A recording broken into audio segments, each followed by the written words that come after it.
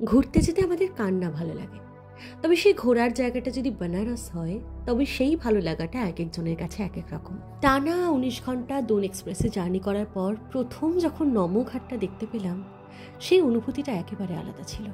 Exact রাত 8:25 train ছাড়ার পর রুটি তরকা খেয়ে ঘুমিয়ে পড়েছিলাম।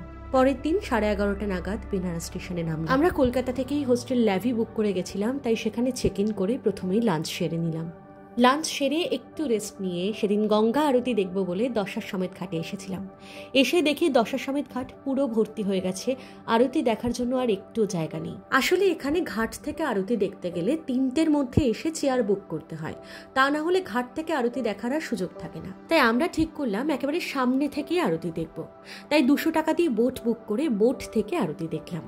আমরা যেদিন আরতি দেখতে গেছিলাম সেদিনে 200 টাকাতে আরতিও দেখেছি, প্লাস 40টা ঘাট ঘুরেও দেখিয়েছে আমাদের। এতদিন শুধু অন্যের মুখে শুনেছি, রিলসে দেখেছি গঙ্গা আরতি, এই প্রথম নিজের চোখে দেখলাম। বেনারসের গঙ্গা আরতি যে কেন বিখ্যাত সেটাই প্রথম নিজে অনুভব করলাম। এরপর এক কাপ চা খেতে খেতে মাঝ গঙ্গায় বোটে করে 40টা ঘাট দেখলাম। 40টাই দেখেছি কিনা গুনিনি, তবে যে কটা দেখেছি মন প্রাণ জুড়িয়ে গেছে। রাতের গঙ্গা যে এত অপূর্ব হতে পারে, আর মাঝ গঙ্গার বুকে দাঁড়িয়ে ওই দূরের ঘাটগুলোকে যে এত মায়াবী লাগতে পারে কোনোদিন স্বপ্নেও ভাবিনি। রাতের গঙ্গার বুকে দাঁড়িয়ে যখন মণিকর্ণিকা ঘাটের ওই জ্বলন্ত আগুনের দিকে তাকিয়েছিলাম, একটা আলাদাই অনুভূতি হচ্ছিল।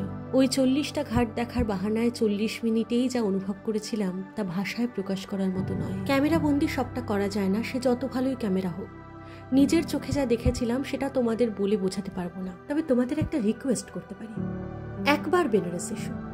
আর একটা রিকোয়েস্ট করব, যদি বেনারস আসো তবে রাতে একবার বোটে ওঠার অবশ্যই চেষ্টা করো। রাতের গঙ্গা অপূর্ব, রাতের বেনারস একেবারে আলাদা।